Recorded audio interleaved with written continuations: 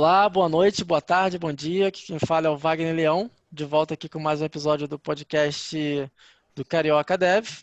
É, Estamos aqui hoje com o Jonathan, lá do Rio de Fala, Janeiro, galera. e estamos com um convidado especial hoje que nunca esteve antes aqui, que é o Lucas. Lucas, eu não sei como pronunciar seu nome. Boa noite, boa tarde, bom dia. Lucas Hetz.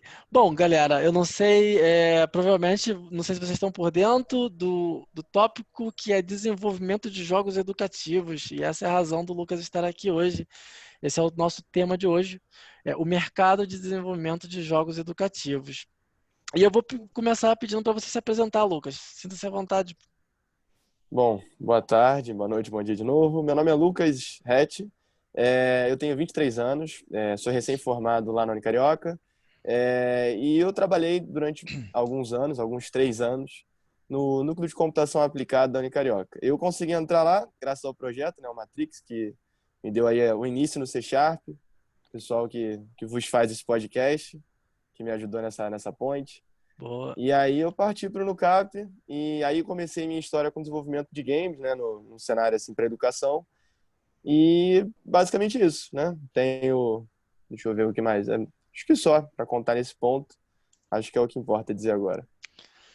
Mas assim, diretamente já, como você conheceu essa área de desenvolvimento de games e depois para a educação? Bom, vamos lá.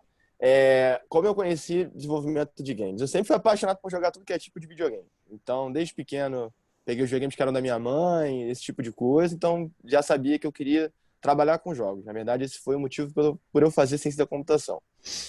Então, veio desde berço, vamos dizer assim, e eu parti para alguma coisa que eu sabia que de certa forma, eu não estaria deixando de ajudar o próximo, que eu acho que é muito legal essa parte de educação nos jogos, que você consegue dar um novo, um refino, né, dar um novo amparo. A Uhum. educação, até que no nosso país, de fato, é um pouco defasada, às vezes é um pouco carente. O jogo ele consegue dar essa diferenciação. Então, quando eu cheguei na Unicarioca, cheguei com esse sonho, mas não sabia que tinha essa ponte da Unicarioca com os jogos. E quando eu fui apresentado ao Unicap, numa feira que eles tinham, eu juntei o útil ao agradável, vamos dizer assim. Então, eu falei, eu tenho que entrar aqui porque vai ser alguma coisa que eu vou conseguir usar, tanto em benefício meu, quanto em benefício do que eu julgava que é necessário fazer assim, vamos dizer, pela comunidade. Não esse assim.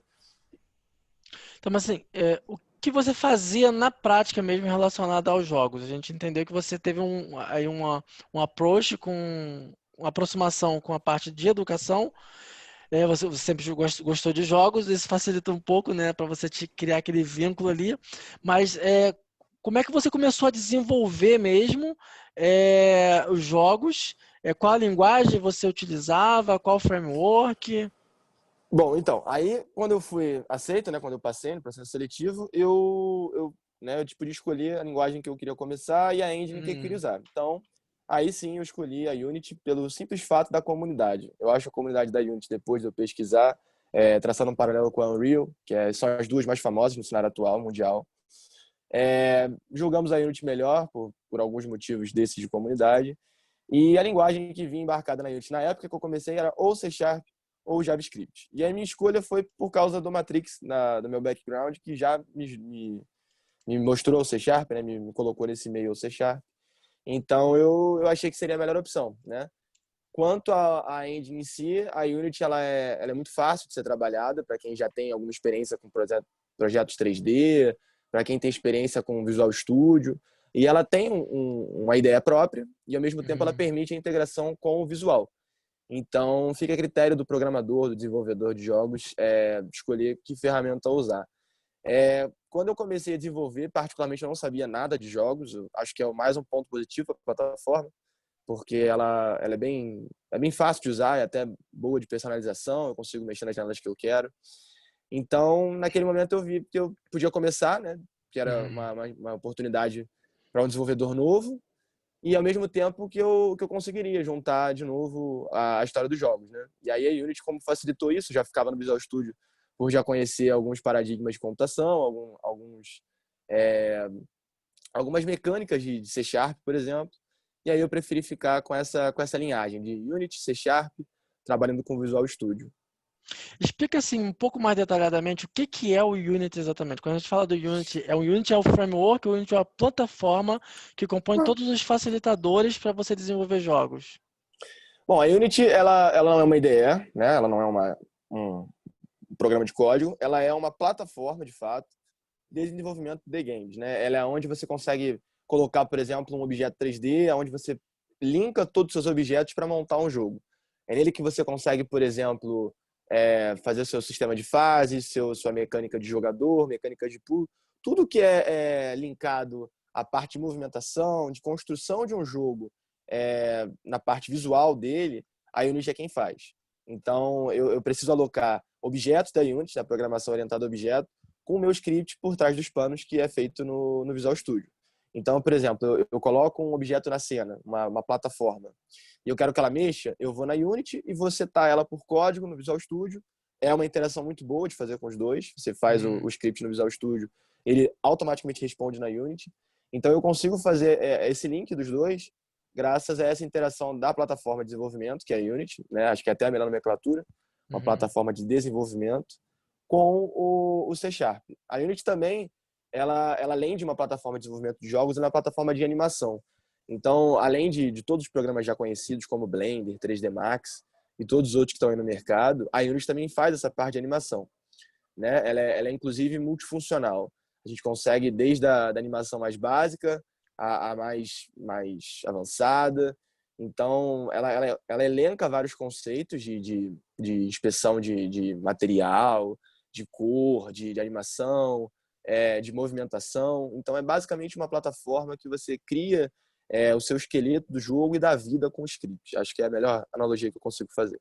A gente conseguiria, só para eu entender melhor, tá? Para explorar bem esse campo, que até então é desconhecido para mim. Mas a animação para mim com script, né, a única coisa que eu conheço com animação com script é JavaScript, biblioteca, biblioteca JavaScript, é aquela animação que a gente fazia lá no Flash, muito antigamente. É, é possível fazer os personagens, ou criar o personagem em ferramentas com que tem muito mais recursos, que são ferramentas próprias para 3D, por exemplo, como o Blender ou outras, e exportar isso para dentro do Unity também?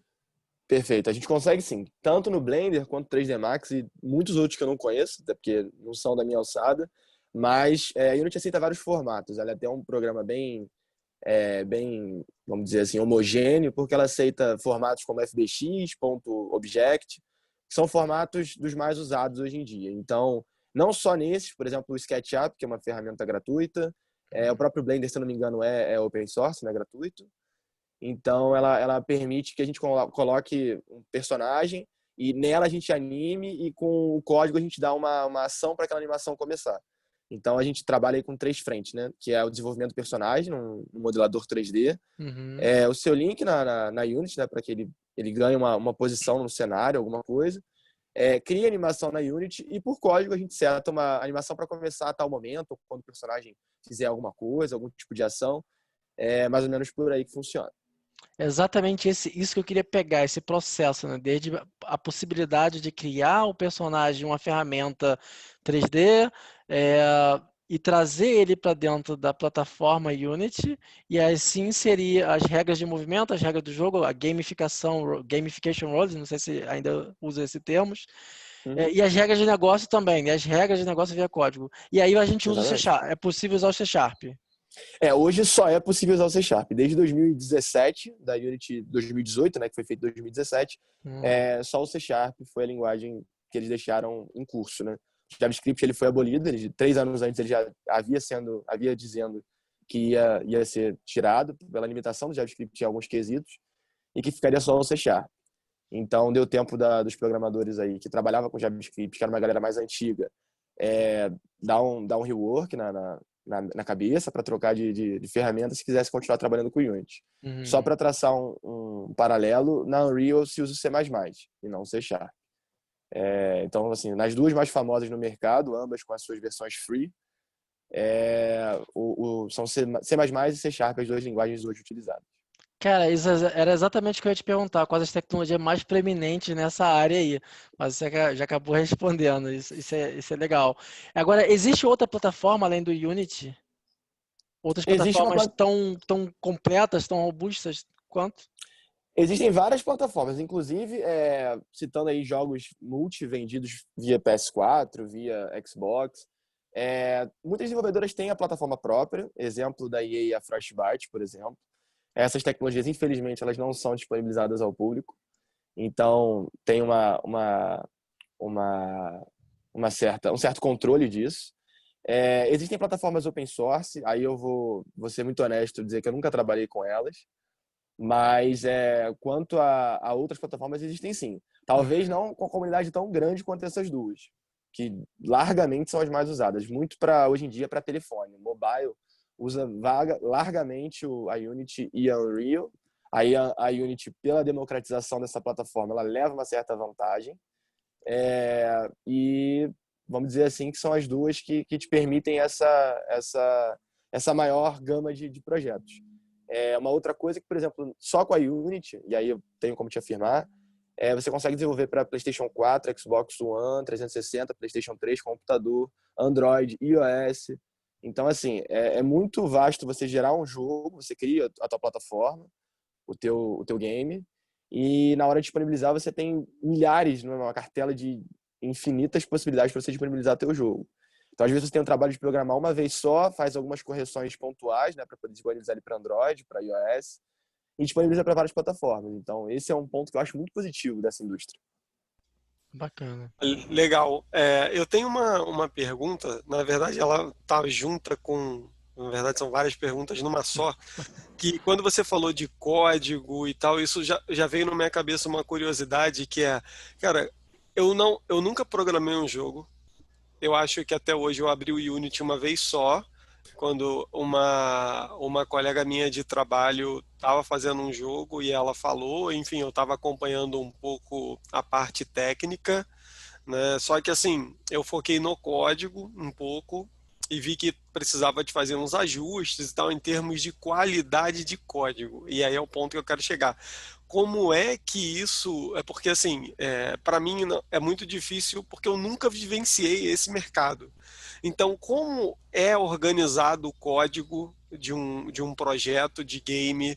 Se existe uma forte pegada de boas práticas, questões de orientação a objeto, como está usando o C Sharp. Fala um pouquinho para a gente sobre qualidade de código e todos os itens correlatos. Bom, vamos começar aí pela parte do código. Eu quase brinco que o C Sharp na Unity ele é um outro C Sharp. Ele é muito diferente de você programar, por exemplo, um C Sharp, uma API, por exemplo. Você tem uma biblioteca própria, então quem está acostumado aí com C Sharp vai lembrar dos using da vida. Então a Unity ela tem uma biblioteca própria, que é o using unity.engine e outras mais, mas essa é a padrão. Então, quanto a conceito de objeto, ele não é forte, ele é absoluto, vamos dizer assim. É o tempo todo usando o conceito de orientação a objeto. Como é que a gente programa isso na Unity? Você tem várias formas, na verdade, de conseguir elencar objetos do jogo com a programação. Então, você pode simplesmente dizer para o código declarar um game object, por exemplo, como uma variável, e por referência você achar ela lá na Unity. Você consegue dar um tag num objeto na Unity e chamar ele no código. Então, assim, de possibilidades tem várias. A forma que eu acho mais legal, que eu uso, né, é geralmente usando os resources do próprio C Sharp. Então, basicamente eu declaro um game object público e vou lá e seto ele para eu conseguir achar ele na minha Unity, porque isso em questão de boas práticas, ele usa menos do processador, por exemplo. Ele não tem que varrer o computador para procurar aquele objeto específico. Eu já estou dando para ele onde ele está. Então, em questão disso, é o mais usado, até se você vê em fóruns da própria Unity, fóruns da Microsoft, são as formas mais utilizadas. Quanto a boas práticas, tem, vamos dizer assim, a nível de jogos já com uma pegada mais de empresa, né? No momento que eu trabalhei, eu tive muita tranquilidade de poder crescer. Eu comecei fazendo um código que funcionava, no bom sentido, e fui melhorando com o tempo, né? Você vai vendo vários fóruns, vários tipos de ideias, então você vai acabando consertando. Mas depois de um tempo você começa a fazer classe abstrato para conseguir importar modelos, importar tipos de códigos que você sabe que você vai usar várias vezes e aí reaproveita eles durante o uso. Então, assim, eu acho que isso vai crescendo com o programador. Porque nesse quesito, o código, se ele basicamente está funcionando no jogo, é óbvio, né, que existem códigos e códigos e tem como otimizar esse tipo de coisa. Entendi. Mas, no geral, assim, da minha experiência, eu te digo que vai crescendo com o tempo com o programador. Entendi. Só vou complementar uma parte com uma outra pergunta. Eu tive fiz uma brincadeira só com o Robocode. Eu não sei se todo mundo já ouviu falar, Eu também mas já isso fiz. daí foi muito clássico, né? Aquele joguinho com os canhões que você programa e bota a Mas já. inteligência. E aí eu queria entender, assim, tentando trazer para a parte bem prática, porque, como eu te falei, eu sou muito noob nesse desenvolvimento de jogos. Imagina que eu tenho o meu jogo, eu tenho um mago, então eu vou ter uma classe mago. Como é que eu boto as propriedades e os comportamentos? Fica tudo dentro da classe mago ou isso fica espalhado por outros lugares do código? Não, então, aí você fica à vontade para programar da forma que você quiser. A Unity, ela é muito tranquila nisso. Então, por exemplo, eu, no seu caso, também criaria uma classe mago, colocaria tudo que essa classe mago pode fazer, e aí eu importaria para os personagens que são magos no meu jogo, por exemplo. Seria a forma que eu acho mais correta em questão de organizacional. Uma outra coisa que eu ainda não citei é que, por exemplo, a Unity ela tem uma loja chamada Asset Store. Então, muita coisa para quem está começando, ela é plug and play, vamos dizer assim. Eu consigo fazer o download e botar no meu personagem. Até para quem, por exemplo, não tem muita noção de computação ainda, tem muita coisa pronta, muita coisa cara, muita coisa Uhum. paga, muita coisa gratuita. Mas voltando para a tua questão, eu seria dessa forma. Eu criaria uma classe mago, importaria, talvez uma super classe como classes, né? Para quem joga RPG vai me entender, tenho certeza. E aí vamos lá, mago, elfo, que fosse o caso num jogo assim mais lúdico, né? E Aproveitando, importaria para cada personagem. Fala. aproveitando a pergunta do Jonathan, só para ir um pouco mais a fundo nessa parte técnica agora e depois a gente passar para uma parte mais abstrata. Obviamente, hoje existe um fórum, uma rede, uma grande biblioteca, muitas informações em termos de melhores práticas, assim como melhores práticas na arquitetura de software, melhores práticas para desenvolvimento de jogos, correto? Qual fonte principal Corretíssimo. você poderia citar? Cara, eu vou te Se eu citar abrir três o, fontes, não vou se citar eu uma abrir o só, não. Stack Overflow, eu vou encontrar? Vai, era uma das que eu ia citar. O Stack Overflow, a própria Unity, que a Unity tem um fórum muito bom mesmo, e o Reddit. O Reddit tem muita coisa, né? Reddit, eu não sei como é que Reddit. fala. Reddit, tem gente que fala até Reddit, eu fico para É. morrer, mas enfim. Mas no Reddit tem muita coisa de código, muita coisa mesmo. A gente tem muita dúvida lá. Inclusive, o legal de lá é que eu consegui postar uma dúvida e me responderam, uma coisa que eu ainda não tinha um conhecimento. Quando eu trabalhei com corrotina, por exemplo, para fazer um jogo, então estava ainda mais ou menos no início. A galera foi super receptiva. Ok, que tem várias pessoas e pessoas lá, então pode ser que nem todo mundo é a mesma sorte, mas minha experiência foi muito boa.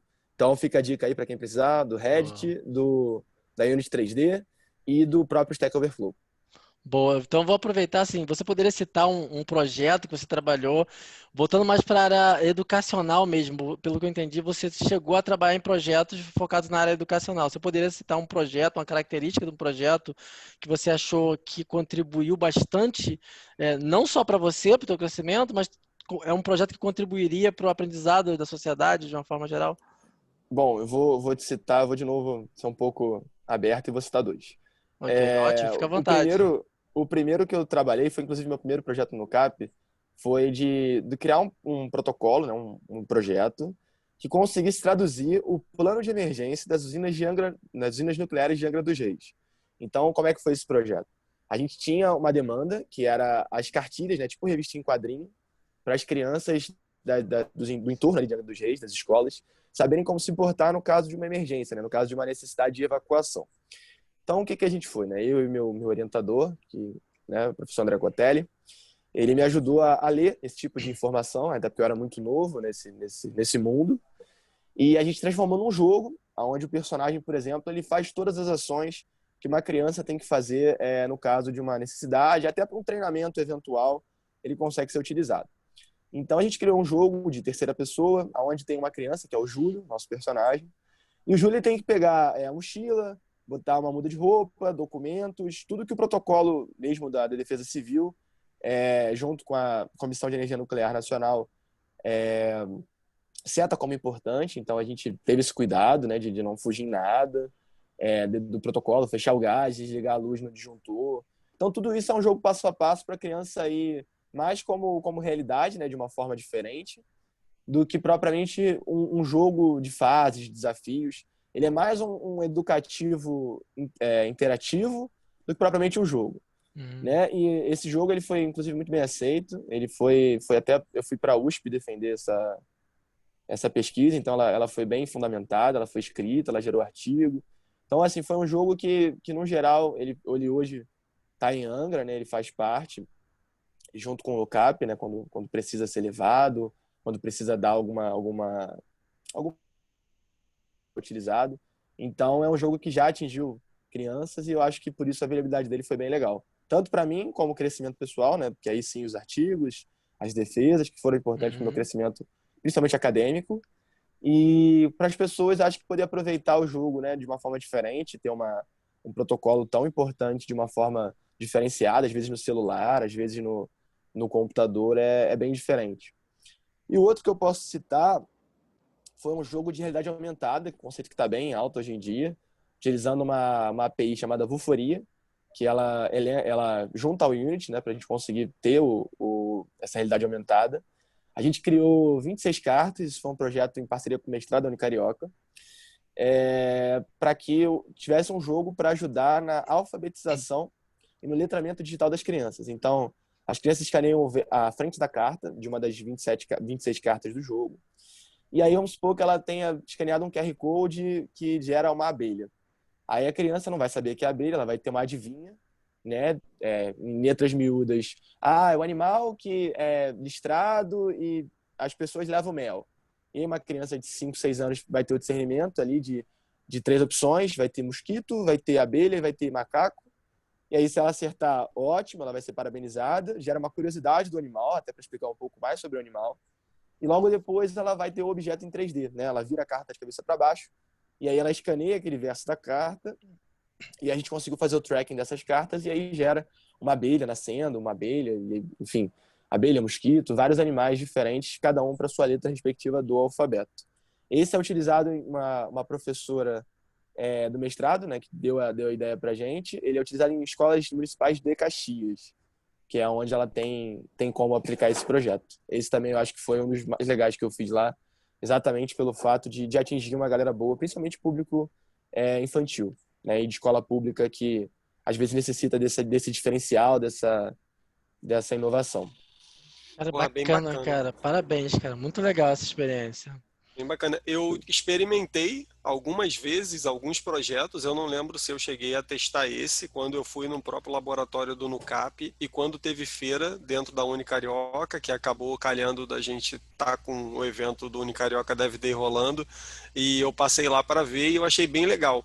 E aí, uma coisa que sempre me chamou a atenção foi a questão do uso do VR, né, do VR. Como é que funciona isso? Porque eu entendo que isso é como se fosse um input para a aplicação. Não sei se a minha leitura está certa. Mas como é que isso chega? É só uma leitura, como se fosse um sensor, alguma coisa assim? Como é que funciona a dinâmica de ter um input através do VR? Bom, só para deixar no patamar correto lá no CAP, a gente, como a ideia é fazer uma integração com escolas, o uso de óculos, por exemplo, VR na essência, por exemplo, o Rift, né, o próprio óculos, o HoloLens, ele é meio inviável pela questão de ter que levar um computador de mesa do próprio óculos, então a gente acaba que ficou recluso a, por exemplo, usar o telefone como uma ferramenta de realidade virtual. Mas a gente tem alguns testes nossos internos que posso te dizer essa dúvida, né? O óculos ele tem vários sensores, são 9, se eu não me engano. Inclusive, ele tem a parte de controle de motores, né? As versões mais novas você tem um controle na mão que funciona igual um joystick como qualquer outro. E aí, como é que você funciona no óculos que não tem essa categoria ou não tem o controle, porque é comprado à parte? Você tem como se fosse um mouse, né? Uma bolinha no meio de cada olho, que quando você coloca o óculos vira uma só. E essa bolinha, você permanecendo a visão parada naquele lugar, ela é como se fosse o input, né? Ela é como se fosse o teu botão esquerdo do mouse. Então, por exemplo, eu estou numa sala e eu quero pegar na mão um rádio, por exemplo, quero ligar um rádio, igual tem no Nucap. E esse é o mesmo esquema que a gente usa para poder usar um celular, né, junto com binóculos para fazer essa realidade virtual. A gente mira naquele rádio, aí fica um tempinho, né, ele vai fazer uma bolinha em volta de tempo. Quando ela completa, ele faz aquela ação, porque ela entende que o jogador deixou a cabeça ali para gerar aquela ação. Mesma coisa, por exemplo, o interruptor. Eu quero ligar um ventilador. Eu vou mirar a minha cabeça no interruptor, vou ficar com ela fixa por alguns segundos. Quando ele terminar a contagem, ele liga o ventilador. Então, essa é a forma mais utilizada de input quando você não tem um controle, por exemplo, com o VR. Pô, bem maneiro, interessante. Pô, bacana, cara. E aí, quer fazer outra pergunta, Jonathan? Não, eu tenho outras coisas aqui, mas eu vou deixar mais para o final. O que eu tenho muita curiosidade, Lucas, é entender assim um pouco como você vê esse mercado. Como é uma coisa que eu tô totalmente por fora, eu sei que o mercado de games é um mercado que paga bem, é um mercado, é uma indústria milionária no mundo todo, mas como você vê isso aí no Brasil, esse mercado a nível de estado, Rio de Janeiro, a nível de Brasil e a nível de país e depois até a nível de mundo? Claro, seguindo nessa linha desses frameworks, dessa plataforma que você citou. Bom, mercado de games aqui no Rio, ele é bem complicado, porque não existem muitas vagas. Para ser bem sincero, eu até hoje eu vi 4 empresas aqui no Rio de Janeiro que oferecem essas vagas. Então, é óbvio que provavelmente tem mais, mas assim, eu pesquisando a fundo, ainda não encontrei vagas assim disponíveis nos principais portais de vagas na internet que existem. Em São Paulo é melhor. A gente uma vez visitou a feira da própria Unity em São Paulo. E a gente teve em contato com várias desenvolvedoras, por exemplo, lá do jogo Code Cross, Uhum. dos jogos Sniper 3D. Então, assim, vários jogos que a gente costuma jogar, né? A maioria que tem por hábito jogar no telefone. Bem tranquilo, o pessoal dando cartão pra gente. Faz uma entrevista. Muita gente quer trabalhar remoto com esse tipo de Legal. coisa. Então, assim, vaga tem. Não é muito fácil de conseguir. Mas tem bastante em nível Brasil, vamos dizer assim. Paraná também tem bastante, já vi bastante. Agora, no Rio em si, é um pouco complicado, é um pouco mais difícil. É um mercado também que, no Rio, que eu vou te falar, cheguei a participar de algumas seletivas, algumas até bem difíceis, por exemplo, de fazer um jogo novo em 3 dias, o que é meio surreal, né? É quase um hackathon sozinho. Então, por mais que eu tenha entregado esse tipo de conteúdo, eu não recebi retorno da vaga e é meio ainda obscuro esse cenário para mim, né? Uhum. Então, a nível mundial é muito tranquilo. As desenvolvedoras procuram muita coisa. Então, Estados Unidos, Alemanha, são países que vivem com oportunidade em jogos. Uma outra vertente, por exemplo, é remota, né? Já tinha falado isso. E uma outra é você, por exemplo, trabalhar por conta própria. Tem muita gente que se dá bem disponibilizando um jogo na Play Store ou na App Store. E, aliás, não é nem mais Play Store, eu acho, né? Não lembro da loja do Android agora. Não, Pra é mim, Play Esqueci o Store. nome. é Play Store É Play ainda. Store ainda? Eu não atualizei, é Play Então, Store. Play Store, tem várias pessoas que fazem, por exemplo, para Windows, vendem na Steam. Então, assim, possibilidades tem várias. Ainda mais para quem quer ser freela. Aí qualquer lugar do mundo atende. Boa. Mas, nível Brasil, eu vou dizer assim que é uns 60% de uma vaga normal, se eu tivesse que quantificar.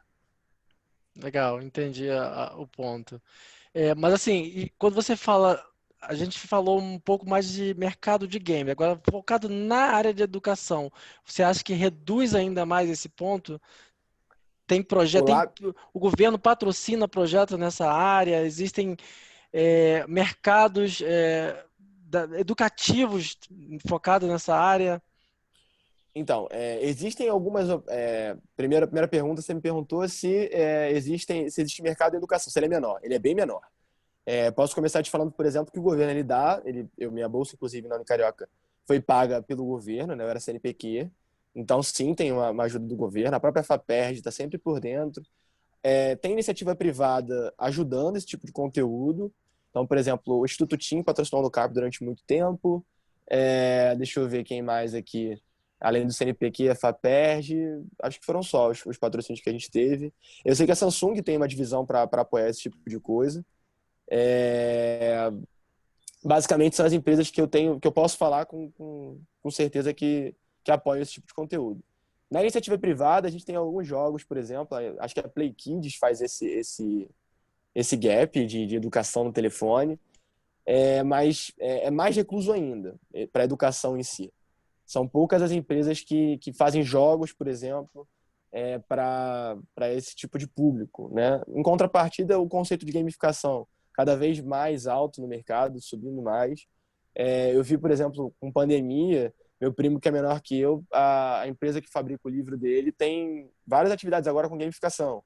Então você faz o dever de casa, ganha 10 pontos, o personagem ganha uma roupinha e fica Legal. aparente para os outros. Então, assim, vamos dizer que a gente está engatinhando no Brasil nesse quesito, na minha opinião. Eu gostaria que fosse muito mais amplo, mas se comparar com 5 anos atrás, já é um salto muito grande. Então, acho legal apontar que a gente não está num caminho maravilhoso, mas que a gente já saiu do caminho das pedras. Eu acho que a gente está numa vertente certa.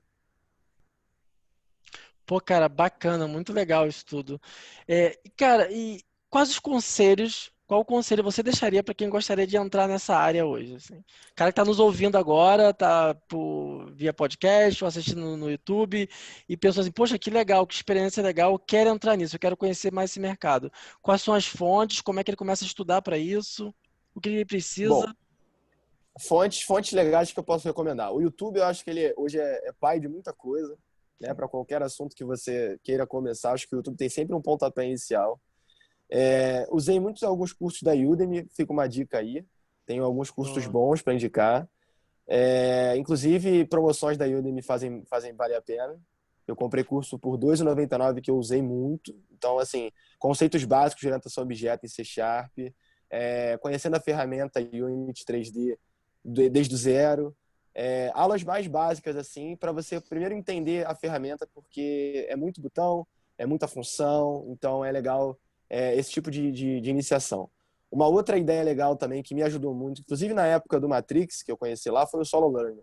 O Solo Learning ele é excelente para você aprender, por exemplo, o C Sharp, e você consegue juntar, né, o orientação a objeto com, por exemplo, os conceitos de Solo Learning. Então, eu acho que vale muito a pena esse tipo de introdução.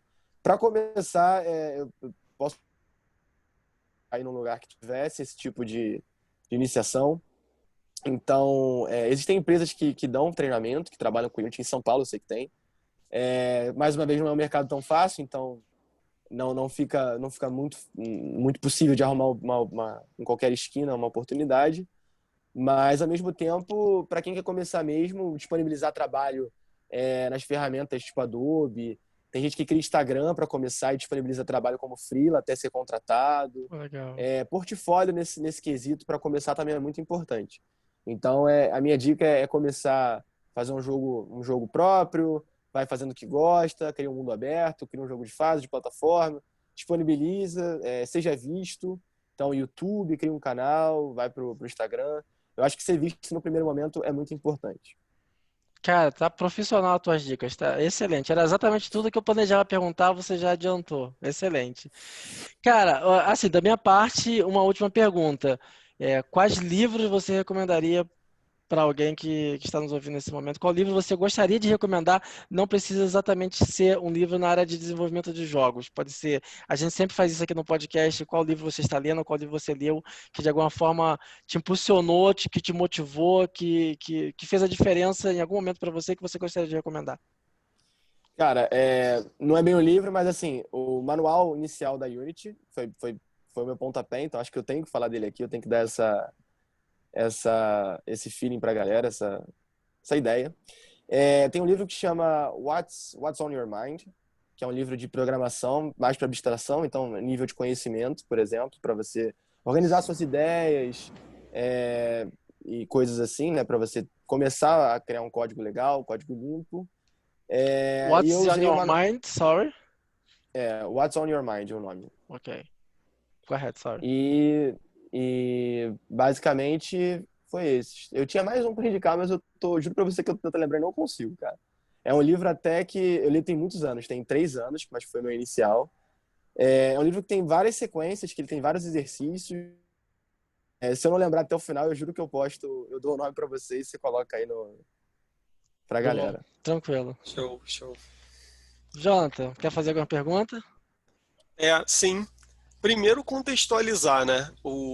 Conheci o Lucas no projeto Matrix, e aí, pelos meus cálculos aqui, você deveria ter uns 19 anos. Por aí. Então, cara, você foi um dos destaques, né, da edição, inclusive. E o que me chamou muito a atenção era o quanto você já tinha atingido em termos, não estou falando de carreira, você ainda não teve nenhuma, não tinha tido nenhuma experiência, mas você já falava, não sei, mais de um idioma, não lembro direito, gostaria que você falasse até um pouco disso, que com 19 anos você já tinha uma bagagem em termos de conhecimento muito grande. Fora o teu processo criativo, que eu lembro que você tinha um hobby, não sei se ainda tem, de, Tem. de cosplay, certo? E você fazia as tuas próprias fantasias, né? Esse hábito mudou, assim. Só para ir na ordem, Agora tu eu é falo. desenvolvedor, tá comprando pronto, entendi que agora tá Não, com... nem isso. Falta tempo agora para conseguir fazer esse tipo de coisa. Mas vamos lá. Eu falo inglês, falo espanhol. Inglês eu falo há muito tempo já. O espanhol eu falo espanhol intermediário. Comecei francês há pouco tempo, mas por causa de pandemia e tal, eu dei uma parada, mas vou retornar assim que possível.